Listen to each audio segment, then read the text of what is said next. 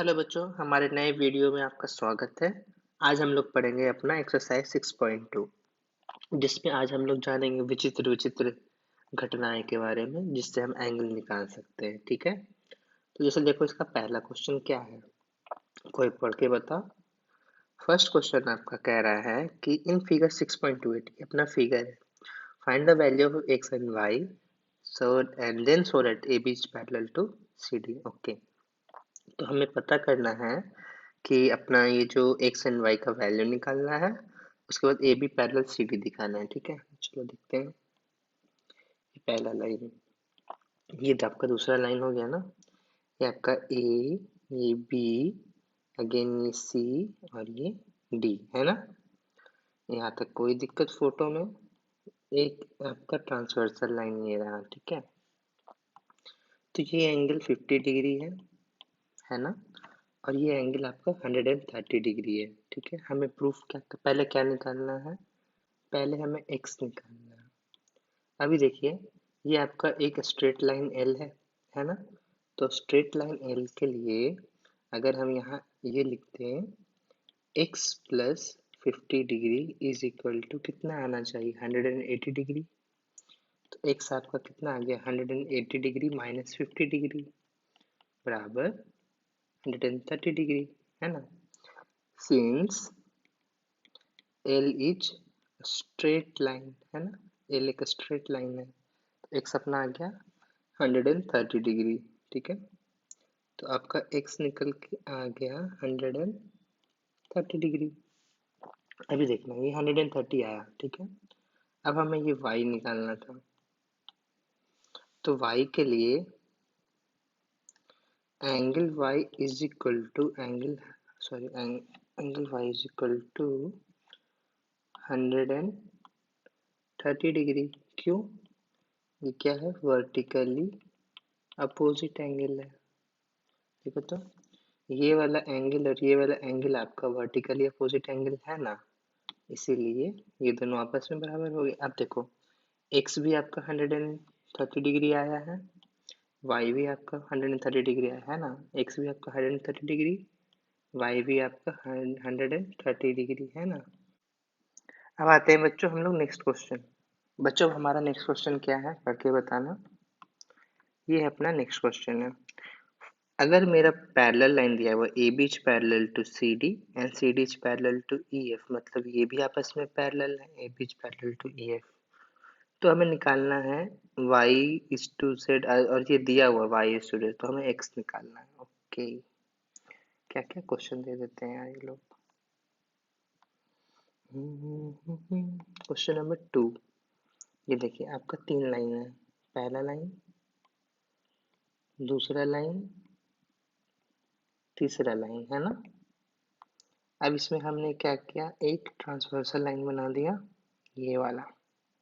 हाँ, सबसे पहले अपना दिया हुआ है y is to z is equal to, जो आपका है ना, y upon z is equal to 3/7। y आपका यहाँ पे है, z आपका यहाँ पे है ना। अभी देखना, अगर ये y होगा है ना, तो ये भी आपका क्या होना चाहिए, y होना चाहिए, है ना। तो अगर ये आपका y होगा तो ये भी y होगा, और ये z है। सो अभी देखो तो, ये लाइन इसके पैरेलल है, C D parallel to E F, है ना। ये सी, ये डी, ये ई और ये एफ है ना, C D parallel to E F.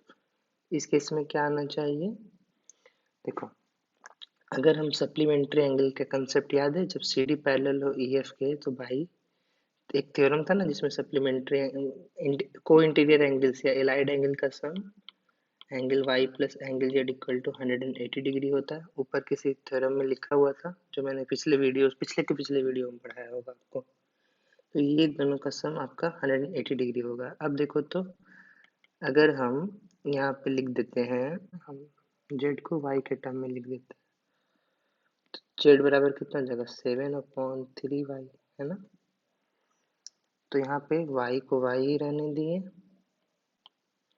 और इसको लिख दें 7/3 एंगल y बराबर 180 डिग्री। ठीक है ना, इसका वैल्यू हमने यहाँ पे डाल दिया, ठीक है। अभी देखना ये कितना आ गया आपका 3y 10 एंगल y अपॉन 3 बराबर 180 डिग्री है ना। 10 से ये cancel, angle y equal to 54 degree, ठीक है। अगर एंगल y 54 आया, अब देखो यानी ये 54 आ गया, ये 54 आ गया, हमें x निकालना था, है ना। अगेन देखो तो A B parallel to C D है, again A B is parallel to C D, है ना। तो इस केस में क्या करेंगे, देखो again angle X plus angle Y कितना होगा 180 डिग्री होगा, होगा ना, ठीक है। तो अगेन ये दोनों का सम 180 डिग्री होगा, तो आपका ये 54 डिग्री है, 180 डिग्री, तो एंगल एक्स कितना हो गया 180 डिग्री माइनस 54, 6 7 5 2 126 डिग्री, ठीक है। तो यहाँ पे अगर देखोगे बच्चों, आपका ये जो है ना x आपका आ गया 126 डिग्री, y आ गया 54 डिग्री और z आ गया आपका अगेन 126 डिग्री, ठीक है। अभी देखो ये एक मेथड हुआ बनाने का। अब जरूरी नहीं कि आप एलाइड एंगल वाले थ्योरी से ही बनाओ, ठीक है। मैथ में जो ज्योमेट्री है उसमें आपको आंसर लाना चाहिए, कौन सा मेथड आपको आसान लगता है वो उस पर डिपेंड करता है, ठीक है। अभी देखो क्वेश्चन नंबर 2 को हम कोई दूसरा एग्जाम्पल से, दूसरा मेथड से बनाने का ट्राई करते हैं, ठीक है। मुझे पता नहीं है बट देखो ट्राई करते हैं। देखो अगर मान लो आपको एग्जाम में एलाइड एंगल वगैरह का थ्योरी ध्यान में ना हो, तो देखते हैं कैसे बन सकता है, ठीक है। ये एंगल जेड है, ये एंगल वाई है। अभी देखना ये जेड है, इसको मान लेते हैं एंगल 1, ठीक है। ये एंगल अच्छा से इसको जेड लिख देते हैं, जेड, ठीक है। अभी देखना ये 1, तो ये भी तो आपका एंगल जेड ही होगा ना, vertically opposite angle, sorry alternate interior angle, चलो इसको नहीं मानते, ठीक है। एंगल जेड, देखो अल्टरन अल्टरनेट इंटीरियर एंगल का प्रॉपर्टी क्या था, अगर दो लाइन मेरा आपस में पैरेलल हो और ये एक ट्रांसवर्सल है तो मेरा अल्टरनेट एंगल्स इक्वल होते हैं। तो अब देखना ये एंगल जेड, ये एंगल जेड, अब देखो लाइन ए एक स्ट्रेट लाइन है ना। तो आप क्या लिख सकते हो, y plus z is equal to 180 degree लिख सकते हो ना, since L is straight line, है ना। यहाँ मैंने वो वाला कंसेप्ट नहीं यूज किया, पिछले पिछले मेथड में मैंने यहाँ पे वर्टिकली अपोजिट लेकर इसको y ले लिया था, और y लेने के बाद एलाइड एंगल की प्रॉपर्टी लगा दिया था, है ना। यहाँ पे मैं वो सब प्रॉपर्टी नहीं लगाया, बस अल्टरनेट इंटीरियर एंगल का प्रॉपर्टी लगाया। तो यहाँ पे अगेन y प्लस जेड आपका वही आ गया, तो y को अगर z को अगर हम लिख देते हैं ना y के टर्म में, तो z बराबर कितना 7/3y 180 degree, same method same calculation, again y बराबर आपका आ गया 54 डिग्री, है ना। अब देखो अगर y आपका 54 आ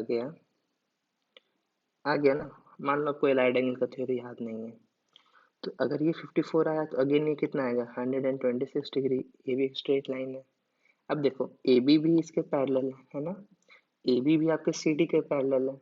तो अगर ये अल्टरनेट इंटीरियर एंगल से क्या होगा, अगर ये 126 होगा तो ये भी आपका 126 डिग्री होगा, ठीक है। आसान लगा। चलो अगर ये भी मेथड आपको नहीं समझ में आएगा तो एक और मेथड इसका बनाने का, देखो देखो इसमें कोई ये नहीं कि आप एक ही मेथड से बना सकते हो, आपको समझ में आना चाहिए कंसेप्ट, ठीक है। सेकंड क्वेश्चन को अगर हम फिर से कोई दूसरा मेथड से बनाना स्टार्ट करें, चलो ये है आपका लाइन एल मान लो, ये हो गया E F C D A B, है ना। तो जरूरी नहीं है कि एक क्वेश्चन आपका एक ही प्रॉपर्टी से बने, आप बहुत तरह के बना, अगर आपका बेसिक एकदम क्लियर होगा तो आपको पता रहेगा कि आप क्या निकाल सकते हो। देखो तो मैंने फर्स्ट मेथड में जो वर्टिकली अपोजिट एंगल यूज किया था उसके बाद allied angle, vertically opposite plus allied angle का प्रॉपर्टी यूज किया। सेकंड में केवल मैंने straight line plus alternate interior angle का यूज किया है ना।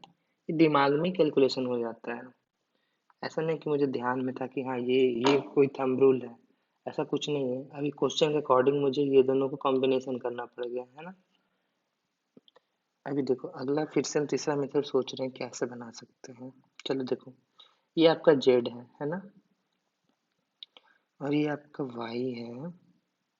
अब देखो तो कोरस्पॉन्डिंग एंगल से ये अगर वाई है तो आपका ये एंगल भी वाई ही होगा, है ना।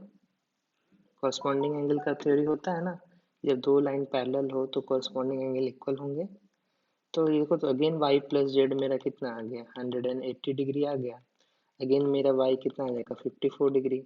अब देखो अगर ये 54 आया तो आपका अगेन कोरस्पॉन्डिंग एंगल से ये भी 54 ही आएगा। अगर ये 54 आएगा तो अपना ये कितना आ जाएगा, ये एंगल आपका आ जाएगा ये 54 प्लस दिस एंगल बराबर अगेन 80 डिग्री होगा, 180 डिग्री। तो अगेन ये कितना आ गया, 126 डिग्री। देख रहे हो ना, इसमें मैंने किसका यूज किया, कोरस्पॉन्डिंग एंगल का।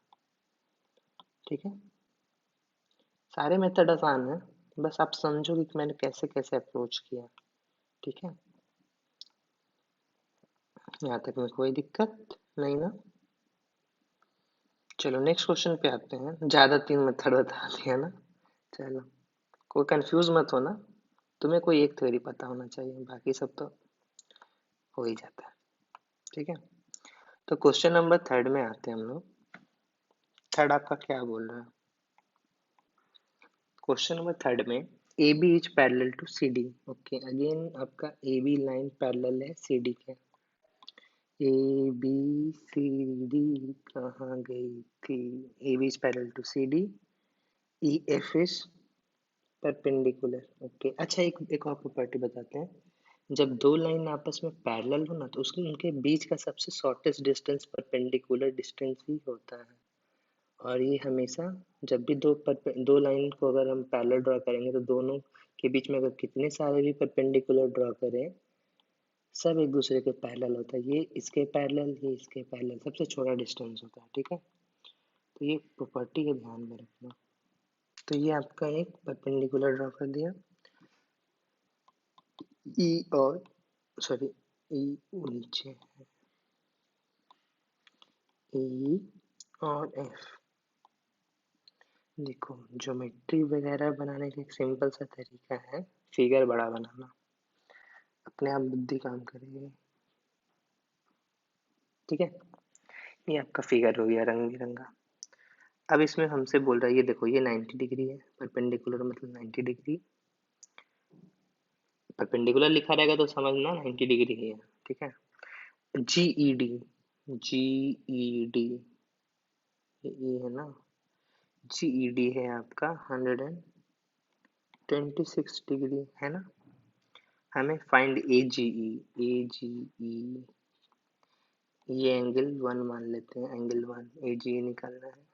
जी ई एफ, जी ई एफ एंगल 2 निकालना है।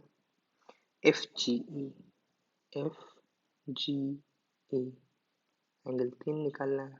देखो तो कितना आसान है, सोचो तो पहले कैसे बनेगा।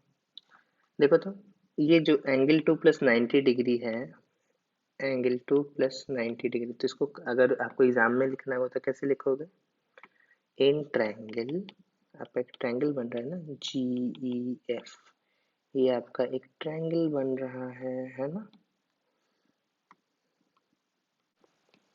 तो देखो तो इन ट्रायंगल जी, अरे रे रे, in triangle ji E F में आपका angle 2 plus 90 degree equal to 126 degree होगा ना।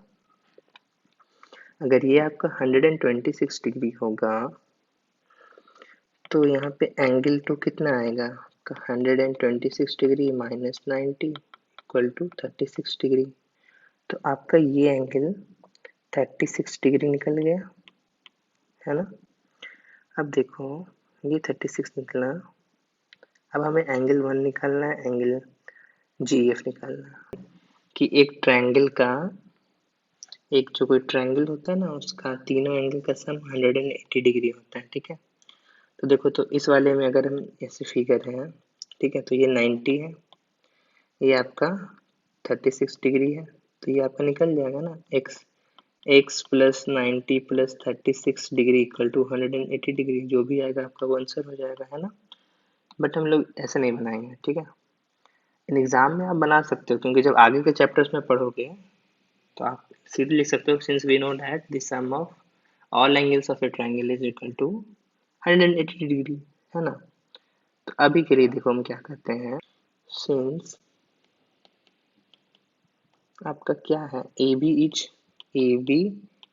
Parallel to C D, so और इसमें क्या है, जी ई एक ट्रांसवर्स है ना, ट्रांसवर्स है, ट्रांसवर्सल है ना, ए बी जी एक ट्रांसवर्सल है, so angle A G E equal to angle G E D आपका 126 डिग्री दिया हुआ है, एंगल ए जी आपका क्या है, एंगल वन ही है ना, एंगल वन आपका अगेन 126 डिग्री।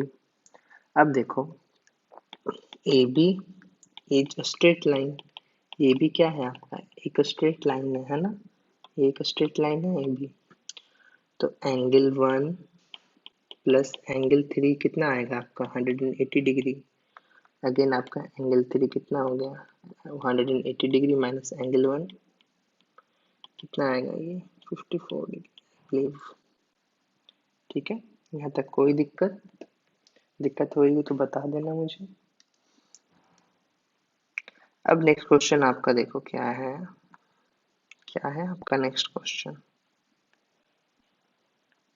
क्वेश्चन नंबर 4 आपसे कुछ कहना चाहता है, पढ़ के बताइए आपसे वो क्या कहना चाह रहा है।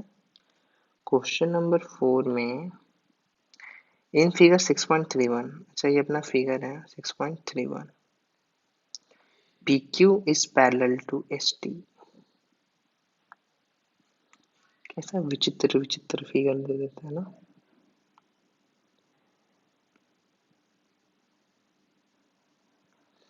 अब कह रहा है PQ ये पैरेलल है ST के, ओके, मतलब ऐसे ऐसे अगर ड्रॉ कर दिए ना तो ये दोनों लाइन पैरेलल है,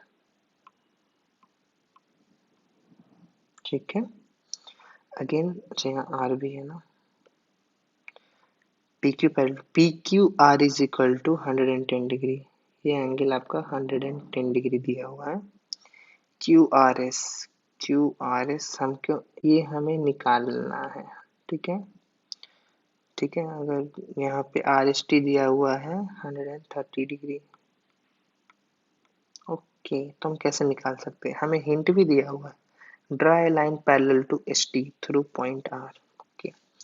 अब हमें बोला जा रहा है कि एस टी के पैरेलल एक लाइन ड्रॉ करिए कंस्ट्रक्शन में, तो सॉल्यूशन जब आप लिखोगे तो पहला लाइन लिखना, construct a line P Q R S T U जो है ना A B parallel to S T, अब चूंकि एस टी पैरेलल है किसके, पी क्यू के भी पैरेलल है, तो तीनों साथ में लिख देंगे, ठीक है। तो इसको अच्छा से लिख देता हूँ ताकि आप बोलो कि सर आपका हैंड राइटिंग बहुत ही बेकार है। सॉल्यूशन कंस्ट्रक्ट, हमें क्या करना है, एक लाइन को कंस्ट्रक्ट करना है ए बी सच दैट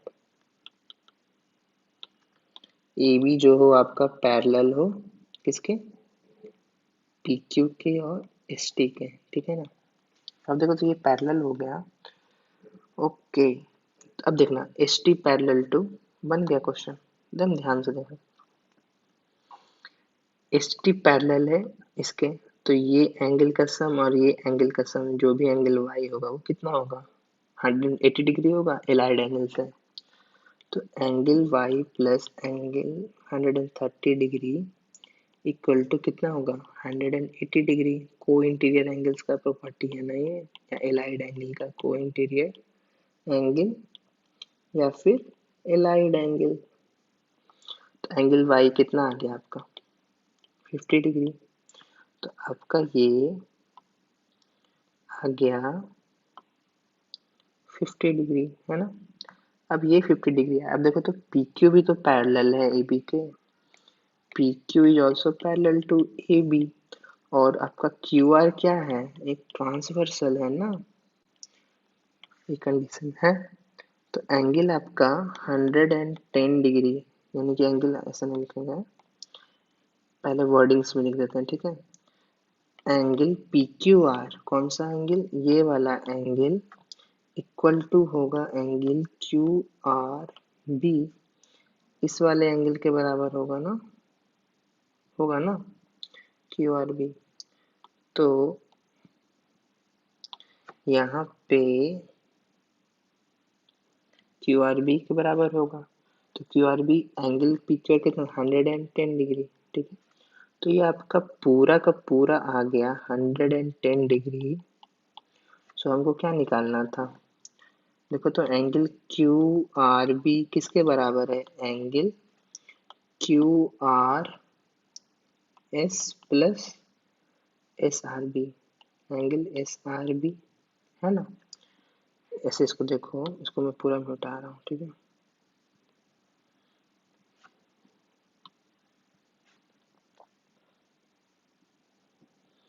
ये हमने 50 निकाला और ये हमें निकालना है।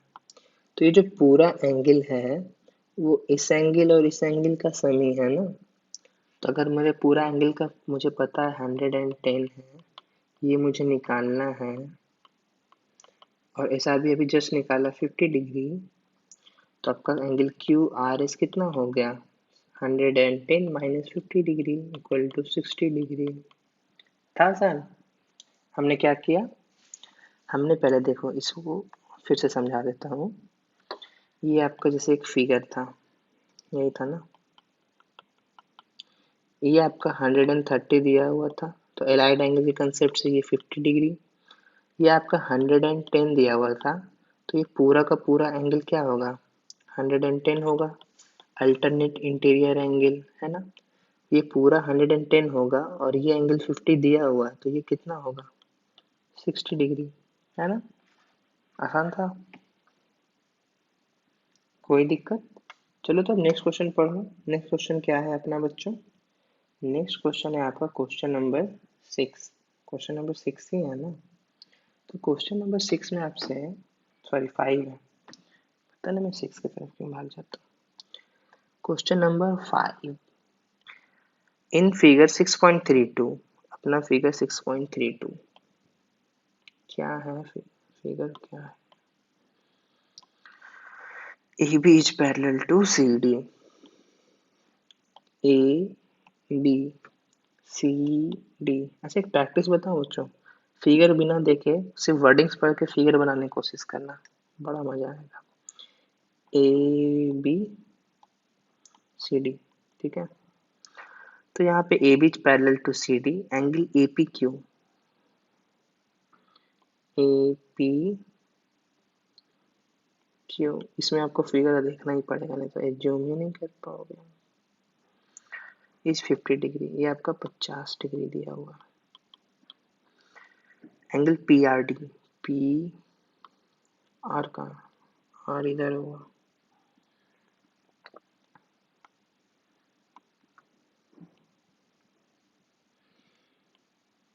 पी आर डी दिया हुआ 127 डिग्री, है ना। हमें निकालना क्या है, एक्स एंड वाई, एक्स और ये वाई, ठीक है। सोचो तो कैसे बनेगा। पहला देखो, A B is parallel to C D, है ना। ये देखो ना, ए बी जो है आपका सी डी के पैरेलल है ना। तो हम क्या लिखेंगे, पहला line, A B is parallel to C D, और आपका पी क्यू क्या है, इज ट्रांसवर्स, ये वाला लाइन आपका ट्रांसवर्स है, ये लाइन इसके पैरेलल है। तो मेरा angle A P Q equal to angle P Q R क्यों होगा, अल्टरनेट इंटीरियर एंगल, है ना। तो ये वाला एंगल आपका ये वाला एंगल के बराबर होगा, कि अल्टरनेट इंटीरियर एंगल है। तो एंगल एक्स कितना आ गया आपका, 50 डिग्री, एक निकल गया आपका। अब देखो ये 50 निकला, ये 50 निकला। ठीक है, अब देखो हमें y निकालना है। अब देखना, अगर हमने ट्रायंगल वाले कंसेप्ट को पढ़ा होता तो देखो, अगर ये 127 तो ये 180 माइनस 127 डिग्री होता। तो अगर हम 180 माइनस 127 डिग्री करते हैं तो कितना आ जाएगा, 53। ये 53, 50, 53 और y का सम 180 डिग्री उससे निकल सकता था, है ना।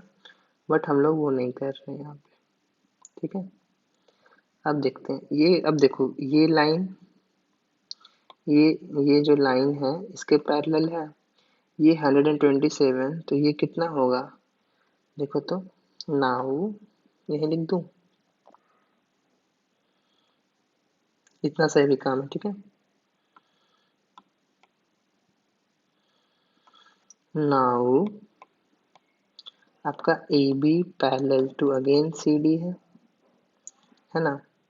सो को इंटीरियर एंगल्स आपका का सम कितना होगा, आपका एंगल बी पी आर, ये वाला एंगल। ठीक है, प्लस 127 डिग्री, ये वाला एंगल का सम कितना होगा, 180 डिग्री। ये क्यों होगा, आपका एलाइड एंगल प्रॉपर्टी है ना, एलाइड एंगल का प्रॉपर्टी है। क्लियर, तो एंगल आपका बी पी आर कितना हो गया, 180 डिग्री माइनस 127 डिग्री। तो ये कितना दे देगा आपको 3, और ये कितना देगा 53 डिग्री। ठीक है, अब देखो ये 53 आ गया ना। अब देखना, अच्छा कुछ देर पहले मैंने यहाँ भी 53 निकाला था ना। अगर ये 53 निकाला था तो ये आपका 53 होता, अल्टरनेट इंटीरियर एंगल से होता ना। अब देखो यहाँ पे क्या करते, 50 degree plus angle Y plus 53 degree बराबर कितना होगा, 180 डिग्री। ऐसा क्यों होगा, क्योंकि ए बी आपका क्या है, is straight line. A B आपका ये जो है ना, ये जो आपका ए बी है ये स्ट्रेट लाइन है। तो ये एंगल और ये एंगल का सम 180 डिग्री होगा। तो एंगल वाई कितना हो गया, 180 डिग्री माइनस 103 डिग्री, कितना आएगा ये आ जाएगा आपका 77 डिग्री, है ना। दो मेथड से बना है, एक तो यहाँ पे एलाइड एंगल का कंसेप्ट लगा है। अगर ये नहीं लगता तो अगर ये आपका 127 रहता, हाँ देखो सबको भूल जाओ मैं, अगर ये आपका 127 रहता तो ये 53 रहता। अगर ये 53 रहता तो ये भी, ये वाला जो आपका एंगल है ये भी आपका 53 होता। अगर ये 53, ये 50 और ये वाई, तो तीनों का सम 180 डिग्री। समझ गया ना। क्वेश्चन नंबर 6 में आपका स्वागत है। क्वेश्चन नंबर 6 आपसे कुछ पूछना चाहता है, ऐसे तो सारे क्वेश्चन पूछता है। PQ and RS are two mirror, ये मिरर है, मिरर का ये अपोजिट साइड आपको क्लास 9 में पढ़ना होगा फिजिक्स में। और हाँ, जब ये मैथ खत्म हो जाएगा तो हम फिजिक्स भी स्टार्ट करेंगे, बट ये मैथ खत्म ही नहीं हो रहा। कमेंट में बताना आप हमसे फिजिक्स पढ़ना चाहेंगे, तभी बनाऊंगा। ये है आपका रे, रे ऐसे थोड़ा रहता है, रे आपका जाता है एकदम स्ट्रेट। ठीक है, रे ऐसे ही है, ये डायरेक्शन है रे का, किरण A B C D. P Q एक मिरर है, आर एस एक मिरर है। ठीक है, अब हमारा रे ए बी स्ट्राइक किया, उसके बाद रिफ्लेक्ट किया फलना ढिमकाना। प्रूफ करना है हमें ये लाइन पैरेलल है, A B parallel to C D हमें प्रूफ करना है। प्रूफ करने का क्या तरीका था, अगर हम इसका अल्टरनेट इंटीरियर एंगल्स को अगर हम बराबर कर दे तो अपना ये लाइन पैरेलल प्रूफ हो सकता है। तो इन दोनों के केस में आपका अल्टरनेट इंटीरियर एंगल कौन सा है, ये वाला, ये वाला, है ना। और ये एक ट्रांसवर्सल की तरह काम कर रहा है। तो अगर हम इसको इसके बराबर कर देंगे तो अपना ये प्रूफ हो जाएगा। ये हमारा थिंकिंग हुआ। अब उसको बराबर प्रूफ करने के लिए हमें क्या करना चाहिए? बराबर प्रूफ तभी कर पाएंगे, कैसे कर पाएंगे देखते हैं। चलो यहाँ से एक परपेंडिकुलर ड्रॉ किए, ठीक है, कंस्ट्रक्शन करना पड़ेगा, ठीक है। मान इसको नाम दे देते हैं हम, क्या नाम दें, ए बी सी डी हो गया, तो ये ई और ये एफ, ठीक है, ये आपका पॉइंट सी है। तो लेट, या फिर सॉरी ड्रॉ, कंस्ट्रक्ट कर रहे हैं ना, तो हम पहले लिखेंगे ड्रॉ कर रहे हैं E B perpendicular to P Q, एक ये कर रहे हैं, और दूसरा कर रहे हैं F C perpendicular to R S, एक यहाँ परपेंडिकुलर ड्रॉ कर रहे हैं ना। अब देखना, दो पैरेलल लाइन पी क्यू और आर एस के बीच का दो परपेंडिकुलर लाइन, ये भी आपस में पैरेलल होगा, तो इसको हम क्या लिखेंगे, since P Q is parallel to R S, है ना, पी क्यू जो है वो आपका आर एस के पैरेलल है, and E F is perpendicular to P Q, और क्या है दूसरा, F C is perpendicular to R S. So मेरा क्या होगा, E B is parallel to F C, दो परपेंडिकुलर लाइन, दो पैरेलल लाइन के बीच में जब ड्रॉ करेंगे तो वो पैरेलल ही रहेगा, ठीक है ना। तो यहाँ पे ये दोनों पैरेलल आ गए। तो अब यहाँ देखना, ये एंगल अगर 1 मानते हैं, ये एंगल 2 मानते हैं, तो एंगल 1 इक्वल टू एंगल 2 होगा, किससे होगा, अल्टरनेट इंटीरियर एंगल के कारण होगा, है ना। तो एंगल 1 इक्वल टू एंगल 2 हो गया। अब चूंकि मेरा ये दो मिरर है और ए भी एक रे लाइट है, तो हमें पता होना चाहिए कि एंगल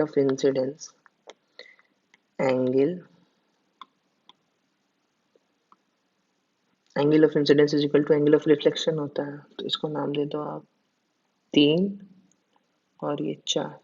तो angle 1 equal to angle 3, angle 2 equal to angle 4, है ना। तो ये कैसे हो गया, ये हो गया आपका, ये हो गया आपका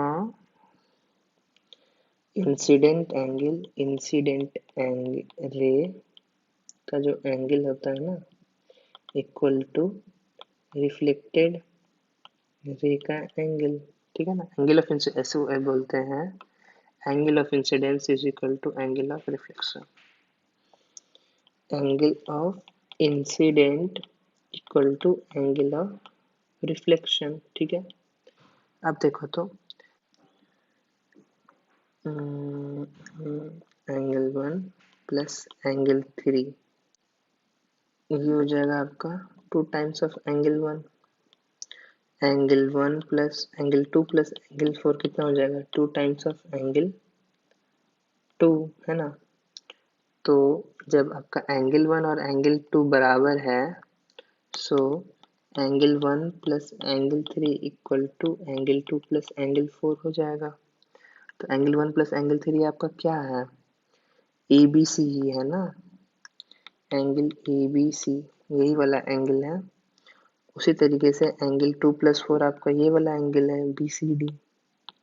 अब देखो तो ये लाइन, इसके ये दोनों एंगल आपस में बराबर, ये एक ट्रांसवर्सल, तो आपका A B parallel to C D. So A B parallel to C D, उसका वो कंडीशन लिख देना कि सिंस ये दोनों क्या है, आपका अल्टरनेट इंटीरियर एंगल है, और आपका बी सी क्या है, एक ट्रांसवर्स है। So this by property A B is parallel to C D. Clear. तो नेक्स्ट वीडियो में हम लोग पढ़ेंगे एंगल सम ऑफ प्रॉपर्टी। अच्छा ये महाशय अब आ रहे हैं, पहला ही देख लो, sum of angle is equal to 180 degree, यही मैं बात कर रहा था। ठीक है, तो नेक्स्ट वीडियो तक के लिए अलविदा, मिलते हैं अगले वीडियो में।